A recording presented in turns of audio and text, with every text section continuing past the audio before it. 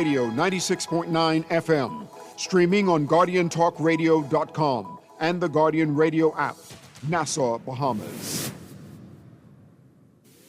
The views and opinions of the hosts and guests are their own and do not necessarily reflect the views of the management and staff of Guardian Radio.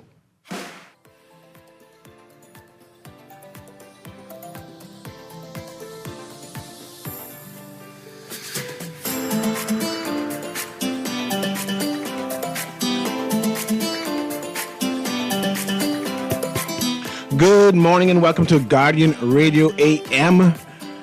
Today is Wednesday, April 15th. It's a little after 11 o'clock in the morning. Once again, this is C.A. Newry, and I shall be your host for the day. The numbers to call to participate are 323-6232, 325-4316, 325-4259, and of course, if you're calling from the Family Islands, there is 242-300-720. And if you want to decide to join us via text, the number is, that is powered by BTC, of course, is 422-4796. So that's all of the numbers to participate. Today, I wanted to read one of two commentaries that I didn't get to read yesterday about why the Bahamas should never have a lottery. I wanted to say never have a lottery, not on a religious basis, because I know people have their religious persuasions. I'm not even going to entertain those people. That's for the Christian people, right? They understand. Sin is sin. I'm not talking about those people. I'm talking about people who are adamant that Bahamians can't manage a lottery. It will feed corruption because Bahamians can't manage anything with large sums of money. And that has to be done by the private sector. I found that strange, but I said, let me put it in the record there so we can appreciate those commentary regarding that. So let me see if I can get one or two. I say, this text says, nonsense. Look at what you are seeking to do. Put a cash-rich entity in the hands of central government. You will have corruption and inefficient practices. A private company is better for such undertakings. We complain about government wastage now. You want to give them an entity that creates a rat and cheese scenario when you see in DR they have the issues I'm raising now. And how will the money be guaranteed for where it's purposed? That requires legislative framework. If they went with a national in 2017 and took a stake, they would have been smart. However, they make about $50 million in tax revenue, but that goes to the consolidated fund. That was that texter. I wanted to read that in reference to why we shouldn't have a lottery. And I can transition because that's not what I want to talk about today, right? This text says the Bahamas, with a population of 400,000 people, makes more than triple that, over $50 million in direct government tax revenue from our current gaming industry alone. So what would be the actual objective? What would be the objective for the Bahamas in starting a national lottery? Is the goal to encourage more gambling or simply to compete with the web shops for market share? We certainly shouldn't be promoting this, I can't say that word on air, idea that a lottery somehow improves a player's chances of winning. That's another reason why we shouldn't have a national lottery. Those stood out. I was shocked that Bahamians would say that. Oh, I had one more, no. One start quoting numbers. Did I quote that? Let me see if I screenshot it. I did not. I thought I did. No, that's not it. What about this one? No, that's not it. But I guess I can get read. If I come back across it, I shall read it in the records for people who are completely against gaming, saying that we just in the Bahamas, we are incompetent. We can't do it in general, and that the government cannot hire or have a quasi-government agency that can properly run gaming. I want to know if the gaming board is running efficiently because they have behemoths there. I'm now concerned whether we should disband that altogether and have some kind of foreign entity come and manage that, because what they're hinting towards is it's concerning on how we view ourselves in general. But I wanted to put that forward. But what is happening tomorrow? Let me see if I can get that right up right now. Tomorrow is nomination day, and I want to know, what does that mean for you in terms of nomination day, right? That's basically when you pay your $400, right? And you officially nominate yourself at all of the standard bearers for the various political parties will be putting things forward, their name forward, and paying their monies. I expect in pageantry, I expect large crowds to show up in support of their particular candidate, right? We know the PLP has huge crowds, so I expect to see some junkanoo. I expect to see at least 200, 300, 400 people strong as they walk towards the various stations to nominate themselves. I expect to see some theatrics. I expect to see them from the F&M, right? I think the COI may be smaller now because they have to stretch their resources for every candidate. So it should be interesting to see how the COI fits into the big pageantry of the F&M and the PLP. And is that pageantry important to you? I remember when I was more political years ago, when I say years ago, at least 20 years ago, when I supported a particular party, independent party, and we were smaller at that time than the two larger parties, and we had to maneuver through the sea of people. That was a challenge for independent alternative parties. So I wonder how the COI how this will impact the COI in regards to that. I also want to mention that we have several independent candidates who will be vying or being officially nominated come tomorrow. Let me see if I can get to call their names. I did a screenshot of that. There would be Leroy Major, right? Former PLP. He's going to go in Southern Shores. I think he plans to be a spoiler, make it frustrating for a particular candidate. Leroy Major, I think that he could at least pull maybe up to 100 votes, maybe more. That will cause an impact in Southern Shores. I think that's something to consider. Renwood Wells was rumored to run. I don't think that he's going to be running in Bamboo Town. I put my hand on the chopping block for that, or head on the chopping block for that. I don't think Mr. Wells will be running, but he made indication that he would have been running in Bamboo Town. If he did, it would make some implications for the chairman of the F&M party, Dr. Sands. But now it looks like it's going to be a three-way race there. So it's going to be closer in terms of who will win Bamboo Town, and those who support either one of them will come out and vote. Kate Williamson. I think I met Kate Williamson once. She's going to be running as an independent for Michael. I also, if I remember correctly, and you can correct me if I'm wrong, listening audience, that Kate Williamson, it was a PLP supporter who did not get the nomination. It's very popular in the Michael constituency. So I think that also will have an impact on the two leading candidates there. And this is important why you need to investigate who these independent candidates are and how popular are they in their constituency. Kate Williamson will be running as an independent candidate, and she has some support down there. And and the numbers are different, and especially in Acklands and Crooked Island, the numbers are different because it's smaller. But if she can pull 50 to 100 votes, that can impact the entire area, right? Who will eventually win the seat down there. So it should be interesting. Then there's Andrew Blue Johnson, the Freetown candidate, independent candidate. This is one of the races that a number of people watching. The incumbent there is Wayne Monroe. I think Wayne Monroe is embattled. It should be interesting to see the impact and who, when I say who, what base will Andrew Blue Johnson draw from? Will he be drawing from the FNM, or will he be drawing from the PLP? Andrew Blue Johnson and his back. I think Blue is good for about 200 votes, right?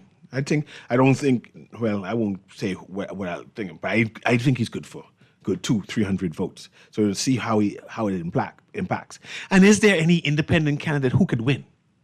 You could call and say, boy, this particular independent candidate has a good chance of winning, and you can tell me the reason why you think that, right? Another independent candidate would be Ali McIntosh, and I always appreciate the $400 Miss McIntosh tends to give to the government and to the Bahamian people. And Miss McIntosh will be running against the juggernaut there, Glenys Hannah Martin, right? Miss McIntosh is an advocate, an activist. She speaks out on women's rights, children's rights, and in general, Bahamian rights. So she's represented the Bahamas before. She's included, various administrations have included her because of her passion and dedication to Bahamian politics and women in politics. They have included her in a number of programs internationally. So even though she's a part of the alternative party or independent runner, and I'm watching that, it doesn't seem she's going to be running underneath her political party, but she's running as an independent. I want to know what type of impact would she have in Engliston, right? Against, like I said, Hannah Martin is popular, right? I mean, she might be the longest standing MP, consecutive MP right now in the governmental system. So that would be interesting. Then there is Frederick McAlpine, and that's Pine Ridge, right? Mr.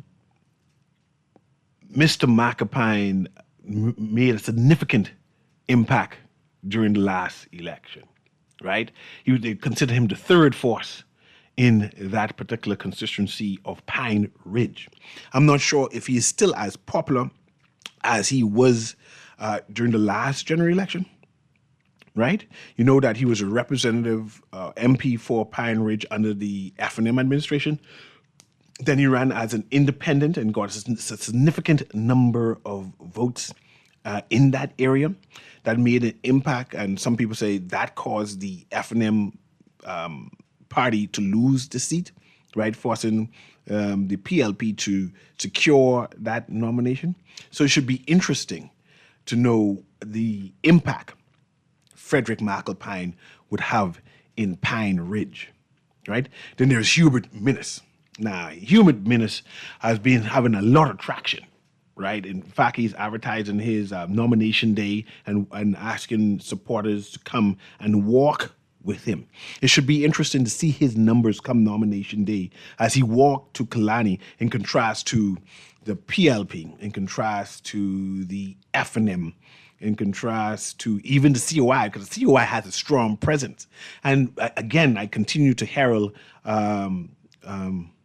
the good doctor in Killarney, right? The Williams family. Why her name? A name escapes me, and I know her name so well. But the COI candidate, and how come I forget her? And she's a cousin. But yes, she has been campaigning like crazy, like there. She's making some significant inroads there.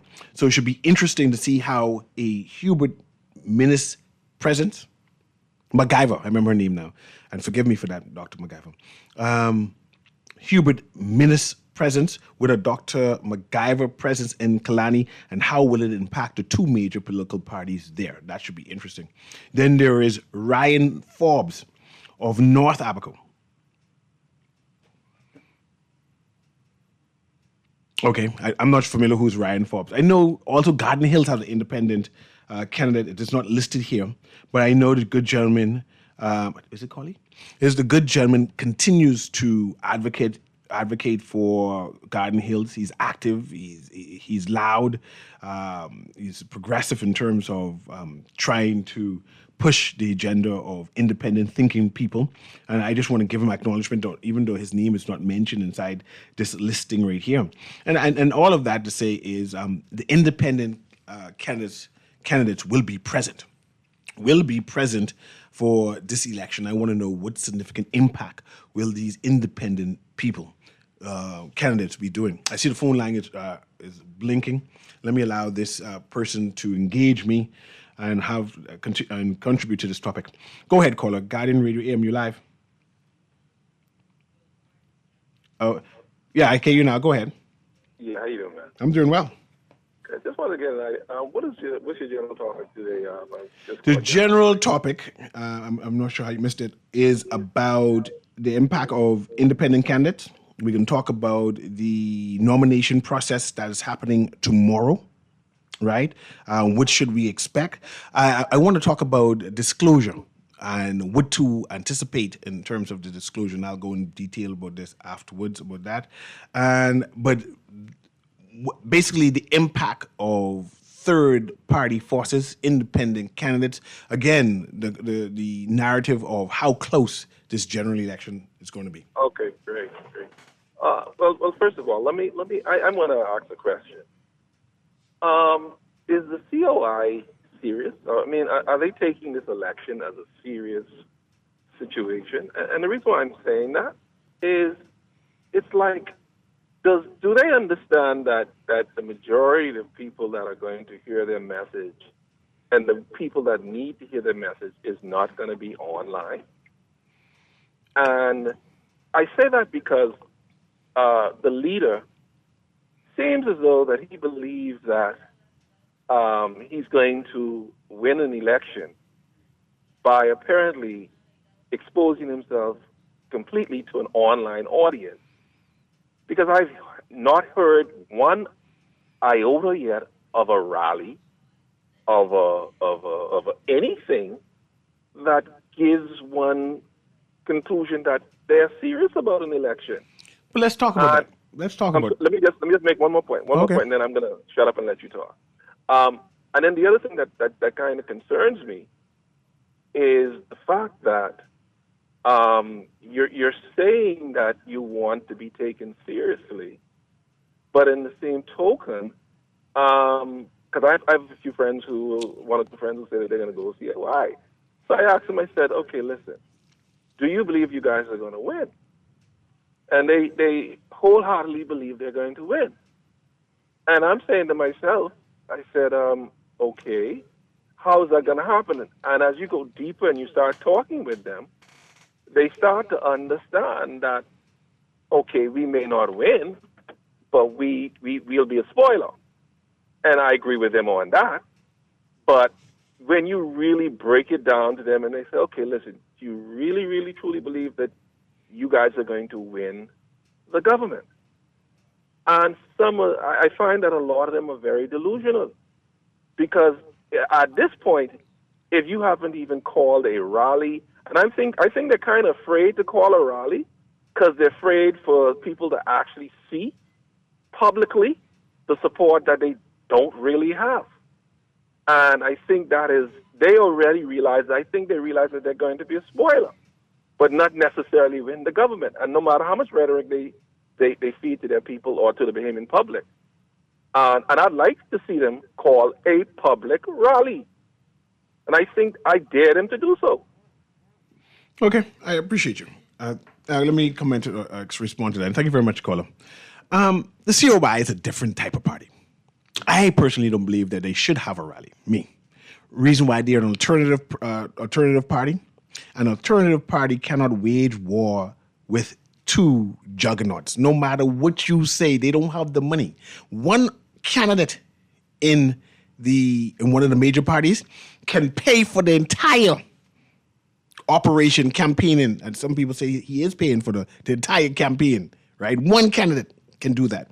And when you put that type of money into the campaign, nothing that the COI can do can compete against that. So they need to find a different form of campaigning, and it can't be no rally.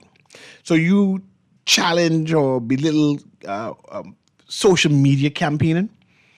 If we follow the WhatsApp, them WhatsAppers go far, right? We know the power of social media and the WhatsApp, and the third parties find that is working for them, and they get their message out. We now can identify who is a Lincoln being via social media, right? Via WhatsApp. This concern about immigration is a social media war that somebody, them maybe, is waging, and the government is responding to the social media war. So it's working. We see that the opposition responded to the social media commentary of the COI. So to critique them and to lambaste them, saying that you wanted them to conform to traditional type of campaign is unfair. They're using whatever mechanism and whatever monies that they do have. Whether they be a spoiler, they might be. Whether that is success for them, that's up to them. But I have a cousin who lives Carmichael Road who is frustrated with her political party. She is determined not to vote at all. And then when you start speaking to her friends, all of them are determined not to vote at all. And then the COI show up. They will participate in the electoral process. And I said, why now? And they said, well, the COI gave them hope or give them the option of participating. And if the COI could do that to make sure my cousin vote, even though I think she voted odd, right? I even support how she voting. I say kudos to the COI for allowing my cousin, my good cousin, who voted every year since she was 18. I mean, not every year, every election since she was 18 to now, to give her the hope that there's hope in the system that she will participate. And if that's the success of the COI, I say kudos to them. And I won't lambaste them. I would say at least you get my cousins, again in plural, because a couple of them now who are frustrated, to be able to go out and participate. So I congratulate the COI, and I shan't lambaste them during this time, right? Maybe after the election, I'll start making fun of them again. But at this present time, they're allowing one or two Bahamians to participate, right? So that is something we want to do. We have another caller there. Go ahead, caller. Guardian Radio AM. I'm going to go to the text, and then I want something. There was a comparison, a contrast. Somebody went on ChatGPT and copy and paste all of the COI's platform. I assume it's have to be COI because the FNM and PLP won't even include them. All the COI platform, the FNM platform, and the PLP platform, and ask ChatGPT to do a compare and contrast, and ask ChatGPT who has the stronger platform. And I encourage everyone to go and do that, I guess. Copy and paste each one's platform and see what comes up. So we could have that conversation also. Let's go to the caller. Guardian Radio AM, you're live. Go ahead, caller. You're live on Guardian Radio AM. Hello. Yeah, go ahead. You're live. Yeah, I just like to give a response to the last caller. Go ahead, man. Yeah, I was once also, just like you say, non-voter that decided to vote for the COI. The problem is, I don't know how they think that we are spoilers because, like, my vote now, not voting, well, I was not going to vote for the FNM. So I don't want them to think that we are taking away from them or vote is for the PLP because I would not vote. I don't want none of the parties, none. Mm-hmm. So like you said, it's a hope that the next party comes along. So I would just not vote, but I would now vote for the COI. And I appreciate you participating. And that's why I'm at that point now where I say it's too close to the general election for me to try and convince you to vote for either one of the major parties. But no, I would just not vote. No, I want you to vote. The country is in a downward spiral with both parties. Mm-hmm. That's just my opinion. I want you vote. I want you dress up whatever color you want, dress up, right? And go there and blew up your thumb and say you participated in the electoral process. So I appreciate you. And all those people who you come across who say they ain't voting, tell them go vote your party. Yeah. No, all right. Thank you very much. Okay. This text says, good morning. How come there are gambling houses only in the poor areas and not in the rich areas? You will never find a gambling house in a high-class rich area, only in the poor ghetto areas. Why is that? I know there are a number of houses that are now making a turn to the west. You go on that Cable Beach strip right next to all the hotel workers. There's always going to be a gambling house where the workers are. So as soon as more Bahamians start working out west, and have a large number, you bet your Johnny there'll be a number host there to facilitate and help them. The number houses empower Bahamians when they desperate and don't have any money, right? You go do your 10 cents. They have spending for 10 cents. That means you poor bad if you're gambling for 10 cents. You can gamble with 10 cents and win, I don't know how much, but you can win some dollars, right? Go ahead, caller. Guiding Radio AM, you live. Yeah, good morning, CA. Good morning.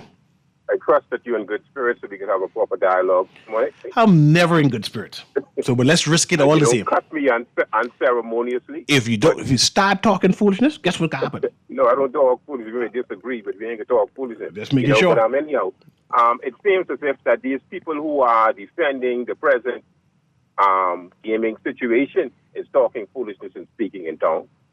The Prime Minister sound almost looks like he needed an interpreter when he was asked the question. I don't know why, but it was a straightforward question.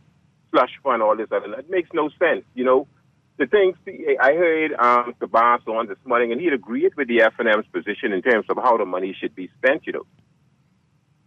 He said there's a great idea, but so far it was never done.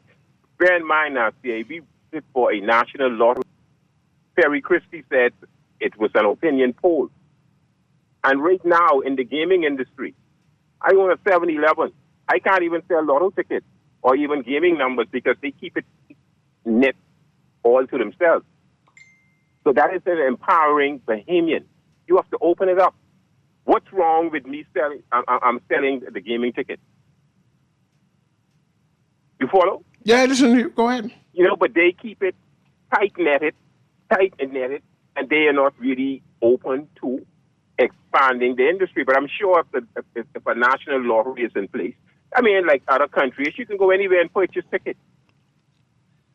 But they have exclusive rights. They open up their own stores. They sell their own thing. This is a Bahamian. It should be a Bahamian thing. And the way this arrangement was set up, CA, this arrangement with private persons controlling the gaming industry, that has never been practiced nowhere else on the planet.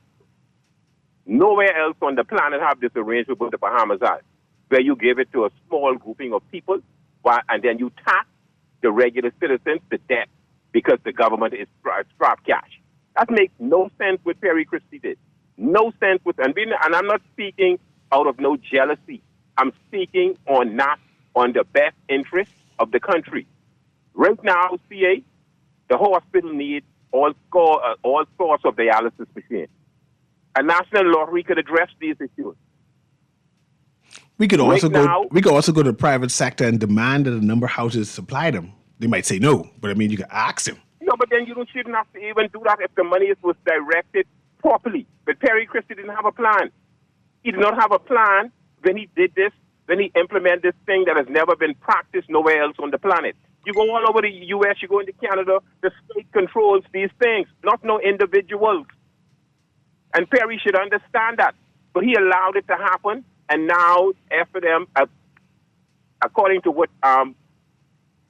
Pintar is saying, he will allow the monies to be controlled by a gaming industry. And then this argument now that they're putting out now is that the F&M will have to bring in persons to manage it. Just say that is the case, even though I don't believe it, because Bahamians can do almost anything. We're doing it now. So what? Mm-hmm. If they have to bring in persons. So what? It's the question. Now back to the nomination on tomorrow. I'm not gonna give the CLI nothing until I see them ratify 41 candidates. I don't believe they're gonna nominate 41 candidates. I know they're short too. So I'm not sure if I don't know they're going to do it. And right now, I'm hearing people talking about the COI. It's going to come right down to the PLP and F&M again. Mm-hmm. And it's too close now to be doing nonsense about you wasting votes when you know that the party will not become the government. What's the purpose of that exercise? To satisfy Lincoln being personal agenda? It's personal agenda when they don't have a clear, concise understanding of governance and how it works and how it functions. You're going to now play monopoly by going ahead with this grouping, this small grouping, who can't even nominate 41 candidates. I hear you. So it's just unbelievable. But we'll see what happens. We'll see what happens. But the policies in respect to the deeming situation, I think the F&M is spot on this one. And I thought the rally last night was relatively good. All of the speakers were clear. They were concise. They were on point. And I felt like they are getting momentum. Okay. Thank you very much. Clearly, Clever didn't listen to the person who spoke for Garden Hills, because that didn't make so sense talking with the bullies, but that's just me, right? This text says, I go with Trivago lying on this one. When your political opponent starts giving you advice to help you, watch out. Don't have no rally, COI. Oh, okay, no problem. CA 10 cents straight on a 3-ball is $70 and 4-ball is $500. I won't win 200,000. 300,000, 500,000, $1 million. These small numbers, $700 can't help me.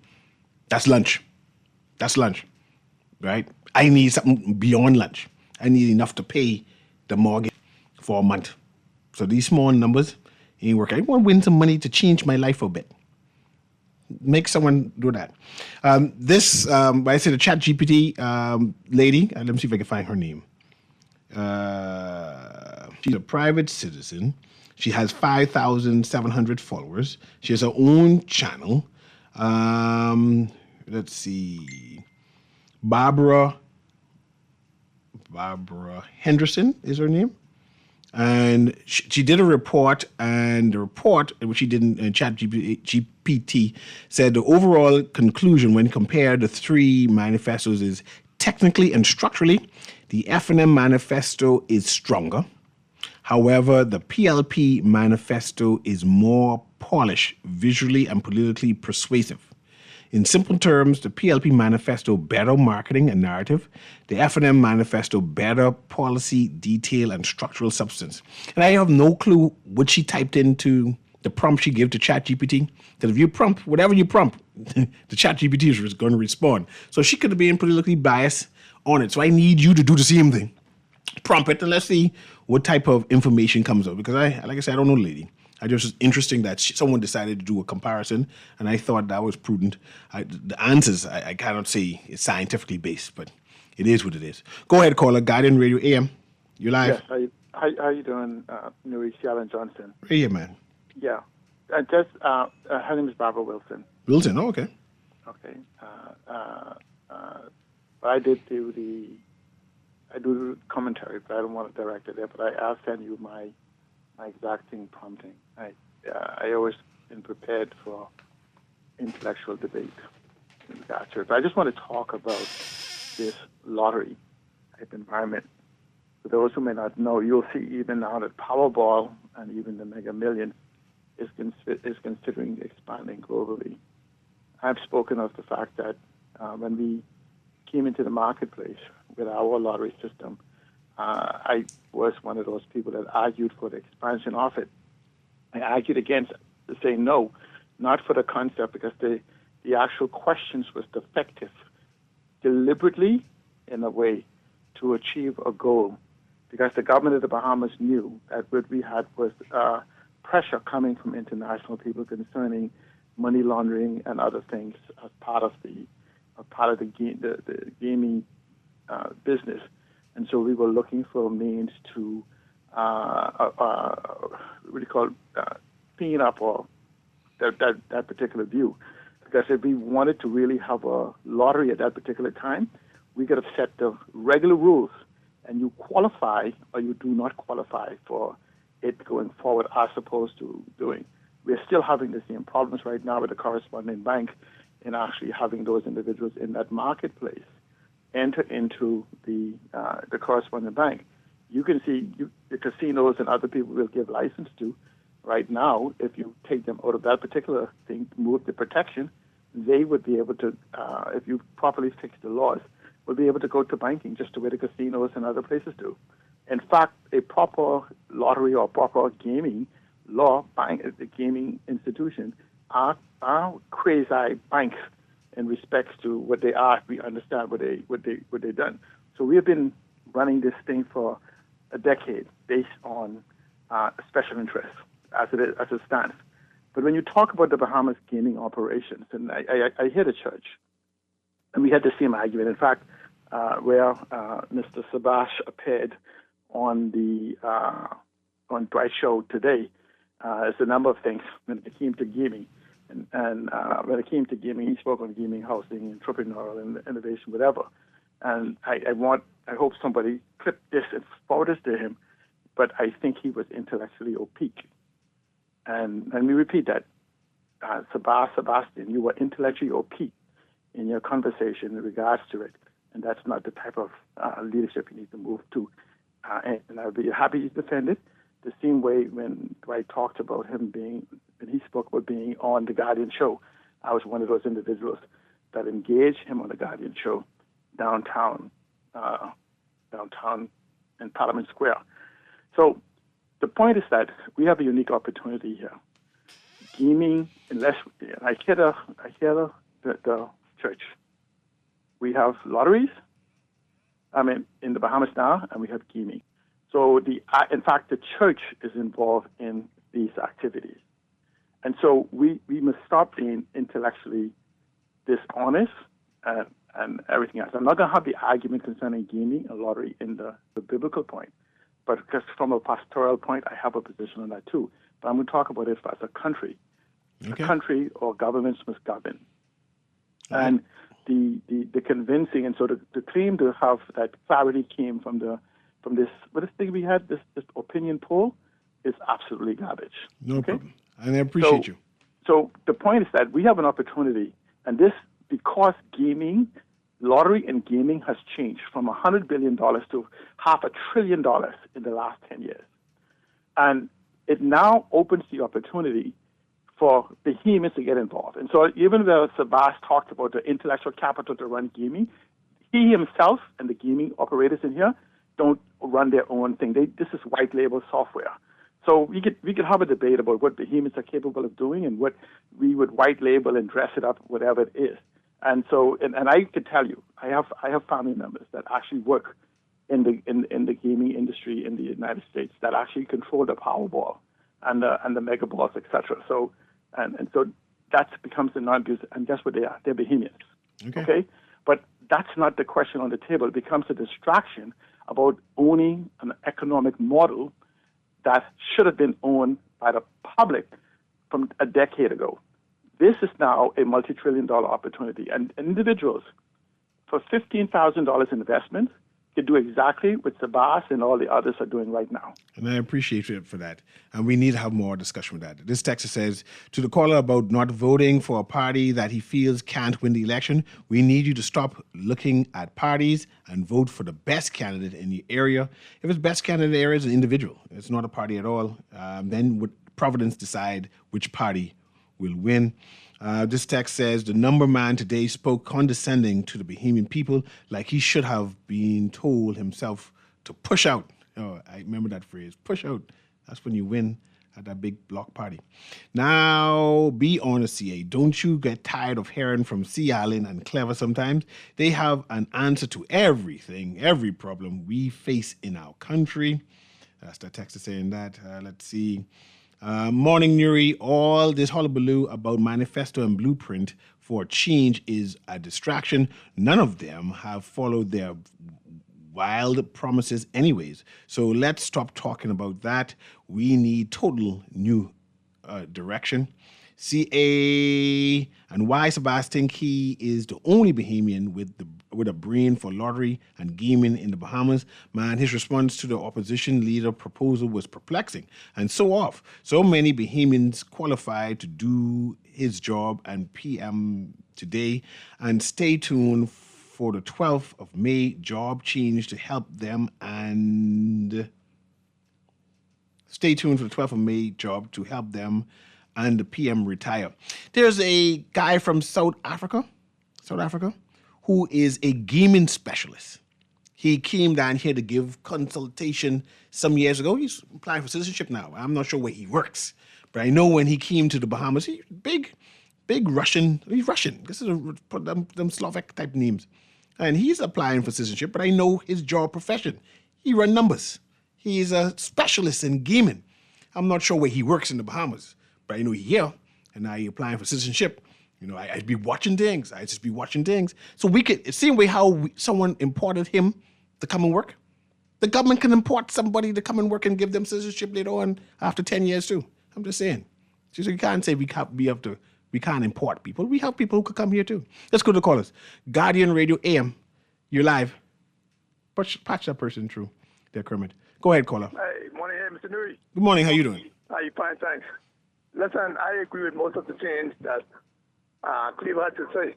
I don't think we need to bring in no international persons or let no affluent persons collect no lottery money. Just how they collected the WAC money, put machines and all those businesses, and whatever go to a register, send to the treasury. But also, I'm happy that Sabas believes that the lottery and also the bear shop can coexist. Well, he does believe that? You know, that's comforting coming from him. Our Prime Minister doesn't believe it, though.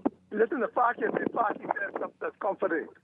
Parky said he went back from that how Kwesi Mullins with the treasurer, and he was the treasurer of the PLP, and he was running the legal number business. All right? And he said, interesting enough, Sabah said there are 1,200 persons who are actually shareholders of the number business. So Sparky said, obviously these politicians, many of them are shareholders of the number business. Hold on. So Let's pause. No, pause. Right. Did he say that, or are you summarizing that? Because I didn't listen to the program. Sorry? No? He did not say that. See, I didn't think that's why I had to pause you. They say he did not say that. Yeah, they're cutting their portion. So they didn't want no lottery. So let me go and listen to the show, because I can't have you say it, especially when people say he didn't say that. I don't know. I just want to say, where you get all these politicians involved in gambling. The buildings, okay, we can talk. I appreciate you, caller. I can investigate. I got to listen to Dwight's show now. I should have listened to it this morning, though. CA, both PLP and FNM are copycatting COI ideas. And yes, to that caller, yes, COI has rallies, but they are being discreet because we know how spiteful they are. Victimization is real. Also, I'll never forget a video of a war between good and evil. And in the war, evil would throw a blow, then good would throw a blow. And in the end, good weapon of choice was hope. That is something you cannot kill or destroy. Many of us, we're looking for change in years ago, and now we have found it in the COI to the world. Again, to that caller about COI. COI has ratified 42 candidates. Don't listen to trolls. Also, social media is more powerful than he thinks, and even the present PM knows that. That's why he bought out all the social... He didn't borrow all, because I still here waiting to be bought out. So you can't say all, because I here waiting. PM knows that why he borrowed all the social media outlets. Knowledge is power. They woke the sleeping giant, and our warriors are on the ground. We are not trying to track wolves. And CA, don't fall for that AI-generated crowd at the PLP FNM rallies. We are wide awake. We can see through the smoke and mirrors and politics. Remember, the PM is very enthusiastic about social media and AI. He know the old tricks, they just advance. Let's go to the callers again. Guardian Radio AM. Well, we're going to take a break. Let's take a break. I see you callers. When we come back, we come directly to you all and continue the show. Guardian Radio AM, we'll be right back. Have a seat, please. They'll call you in for your x-ray shortly. That's why they call it a waiting room.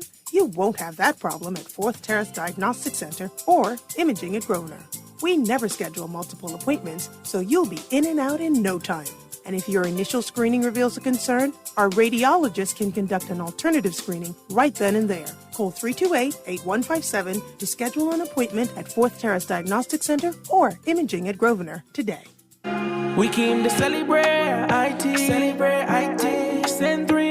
hands first for a chance to win indeed. Celebrate IT. Life is good, so we say la vie. Ah bon, no la parfait, Monty garçon. Celebrate IT with GK Money Services. Send 3 with GK Money and Western Union for a chance to win to send free for the rest of the year. 3 lucky customers will win. Follow us at GKMSBAH for more details. Promotion ends May 18th. Western Union. New roads and airports are connecting our islands. Energy reform is bringing electricity prices down, while young Bahamians are stepping up, gaining new skills for new opportunities. Respect for workers. Support for entrepreneurs. We're modernizing energy and infrastructure across our islands and preparing Bahamians to succeed in a new economy. Transformations this big take time. Let's choose progress. Paid for by the PLP. You try to rest, but roll with the best. For all your printing needs, there ain't no one better, no. For posters and banners, magazines and flyers. For window decals, greeting cards and newsletters. No job too big and there's no job too small. You name it, we can print it. Just give us a call. Let Print Masters bring your masterpiece to life. Located in the Nassau Guardian Building, telephone 302-2361. Love the show? Want to give your support? Become a sponsor today. Call 302-2300 for our rates and packages. That's 302-2300. Become a sponsor on Guardian Radio 96.9 FM. Fresh news, smart talk, all day. This is definitely the time for BAMSI to continue to build on the progress that we've made. There's now drone technology. There's now year-round container farming, hydroponics, you have aquaponics, you have precision farming. There have been record numbers of enrollments, record numbers of flat fishing certifications. We've had record enrollments in our online courses. Students from across the family of islands. Because in BAMSI, we are not just cultivating produce, we're cultivating producers. Paid for by the PLP.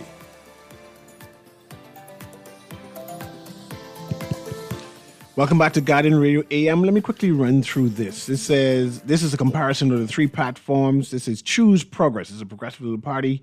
What their manifesto promises under the PLP is saying says 1, no VAT on grocery food. 2, lower electricity bills. 3, move toward livable wage. 4, build affordable homes. 5, new hospitals, clinics, and airport upgrades. 6, upskill Bahamas job training. 7, reduce food imports by 25%. 8, hire more police officer. 9, CCTV expansion and court digitization. 10, biometric border controls. 11, improve worker benefits. 12, support your Bahamian farmers. 13, expand telemedicine across family islands. And 14, create residential tenancy authority. Okay, there's F&M, we work for you. With the manifesto says 0% VAT on essential medicine and school supplies. 2, build 5,000 new homes. 3, Operation Shield to secure borders. 4, $200 per month child support and newborns. 5, national lottery. 6, $100 weekly training stipend. 7, recruit more frontline police. 8, 10-point national crime plan. 11, implement Freedom of Information Act. 12, hire 100 doctors and 200 nurses. 13, upgrade hospitals and clinics. 14, change direction fast. COI, Vision 2030. New Bahamas. The vision includes 1, an acre of crown land for every Bahamian. 2, strong action to end illegal immigration. 3, universal free healthcare. 4, turn islands into major farming centers. 5, expand fisheries and industry. 6, reform banking and credit access. 7, shift to renewable energy. 8, introduce island state city governance. 9, build major export industry. 10, empower Bahamians ownership. 11, train apprenticeship programs. In general, build a nation of owners. Let's go quickly to the last set of callers, giving everyone 30 seconds so they can be included. Go ahead, caller. You're live. Caller, you live. 30 seconds. Let's move on. So good day, Newry. How you doing? I'm doing well. You have 30 seconds, Andrew. Great. Sorry about that. Flowers was the first one to engage the public and advise the government at the time, and he continues to do so, that it is quite possible and rational and where both industries can survive and thrive, being gaming and a national lottery. And he advised the government to move forward with it, right? And then I heard Excellency join that conversation a while after. Secondly, I think it would be wise of the media, right, to find out from each engaging party seeking nomination or renomination or whatever the case may be in this general election, if they would be not inclined, if they will maintain the status quo, or if they are prepared to expand the amount of licensees that operate in the gaming space. I think that is critical to put on the table at this time. Mm-hmm. Thank you for the opportunity here. And I appreciate your commentary. I wish you called it earlier because that was good. Let's go to the next caller there. Guiding Radio AM. You have 30 seconds. You're live, caller. Talking to you. Turn on the radio. Oh, you can hear me? Yeah, I can hear you. Go ahead. Yeah, listen. This is a vast issue. I think he'll be better suited as a private investor in the country where he can maybe create jobs for the Bahamian people on the outside. But being in government, he'll not be effective at all. Government has a program, and they will not encourage his personal program. He'll be more effective on the outside, helping persons, and also renting to new businesses, not from the government. That's not a good idea. I think government should get out of renting, so on and so forth. So he will not be suited for the political arena. Thank you. Okay, I hear you there, caller. Let me see if I can read in the meantime. So it's good morning, good morning, Newry. They should make a rule that no one wear political colors or paraphernalia during voting. It will probably ease tension online. You expect to see all kind of yellow and blue and black and red come nomination day. Newry, can you ask your people who live on the Family Island if they ever heard of COI, because the people in Rumpke have never heard of them. So if you don't hear about them, don't vote for them. That's all I can say. The COI money midget is small. They working on a small budget, and that may be so. I remember when they used to say about the PLP against the UBP, yet the PLP won eventually. CA and the COI only need to get rid of Lincoln Bain, and they straight along a lot of sharp minds in their arsenal. CA, you know all of them PLP in that. Okay. CA Sabas claimed that he made his first million at 19. Do we know if he did that? I'm not going to be lambasting Mr. Bastian. Stop that. Good morning. Sabas never said that. The call just said about politicians. They asked him about the government renting from him. His reply was that they are renting from a company that he is a part of with about 1,200 other Bahamians, some who are also on the opposite political side. I heard that was what it said. Lincoln being told his sycophants. Okay, I agree with that. Anyway, it's 12 o'clock. Guiding Radio AM with CA Newry. Thank you very much for listening. I see you again tomorrow.